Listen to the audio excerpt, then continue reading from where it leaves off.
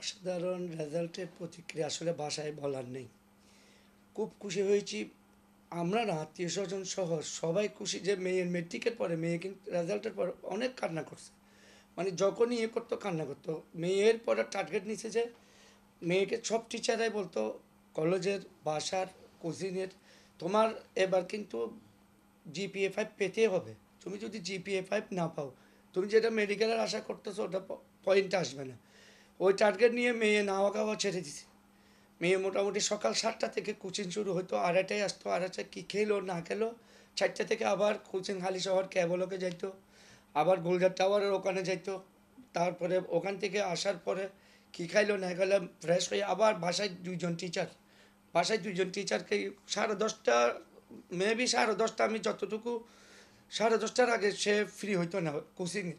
তারপরে ওর মা বলতো যে তুমি একটু রেস্ট করো, বিশ্রাম করো, ওটার পরে খেয়ে আবার পড়তে বসিও, এখন তুমি রাত জাগিও না। এরপরও মেয়ে 11:30 12টা পড়া শুরু করতে যে মেয়ের মাসও আমি কিন্তু প্রায়শই 5ই আগস্টের আগে থেকে আমরা মোটামুটি বাইরেই ছিলাম। আমি যার আন্ডারে চাকরি করি একজন পলিটিক্যাল নেতা, বিএনপির স্ট্যান্ডিং কমিটির সদস্য আমির খসরু মাহমুদ চৌধুরী, ওনার অ্যাপিস হিসেবে আছি।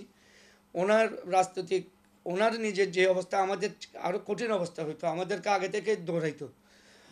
তো এর হিসাবে মেয়েকে যা সময় দিয়েছে মেয়ের মা, আমি মোটামুটি বাইরে বাইরে থাকতাম। বাড়ির অবস্থা দেখলে বুঝতে পারবেন, চতুর্পাশে সিসি ক্যামেরা। যাক, মেয়ের কষ্ট, মেয়ের মার কষ্ট সাধনা আজকে সবার দোয়া, টিচারদের দোয়া। হ্যাঁ, কলেজের টিচাররা ফোন করতো, ক্লাস আসতেছে না কেন, তো বাসায় পড়তেছি, বাসায় বলে কী পড়তেছে আমাদের থেকে সাজেস্ট নিবা। বা তার পাশাপাশি কোচিংয়ের টিচারও সার্বিক তার পিছনে লেগেছিল, সেও কান্নাকাটি করে, টিচারদেরকে বলতো টিচার আমাকে এটা করতে হবে, আমার এই প্রশ্ন বুঝিনি, এই প্রশ্ন বুঝে দিতে হবে। এরপরও মেয়ে এবার এত কঠিন প্রশ্নের ভিতরে মেয়ে বাসায় এসে পরীক্ষাটা আবার দিত। লাস্টের টিচাররা গরমে যাইতে যে তুমি কালকে পরশুর পরীক্ষা আছে ওগুলির প্রিপারেশান নেই, এটা কী দিছো ওটা কেন করতেছো। তো মেয়ে মোটামুটি মেয়ের টার্গেট ছিল এবার জিপিএ 5 পাইতে হবে, নাইলে সে মেডিকেলের চান্সে যেতে পারবে না। যাক, আল্লাহ মেয়ের আশা পূরণ করছে, আমাদের আশাও পূরণ করছে। কিন্তু এর ভিতরে যে সর্বোপরি চট্টগ্রামে বেস্ট হবে, এটা আল্লাহ গড গিফটেড, এটা আল্লাহ প্রদত্ত পাওয়া, সবার দোয়া। আপনারাও দোয়া করবেন যাতে মেয়ের ভবিষ্যৎ আশা পূরণ। অবশ্যই মেয়ের জন্য মেয়ে চাচ্ছে মেডিকেলে পড়বে, একজন ভালো ডাক্তার হবে। মেয়েরও নিজের টার্গেট একজন মানবিক ডাক্তার হবে। আল্লাহ মেয়ের আশাই পূরণ করুক।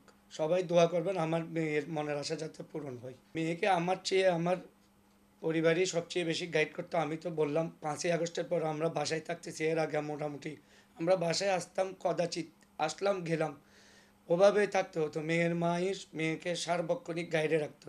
হ্যাঁ, আমার সর্বোপরি চেষ্টা ছিল সাপোর্ট দেওয়া।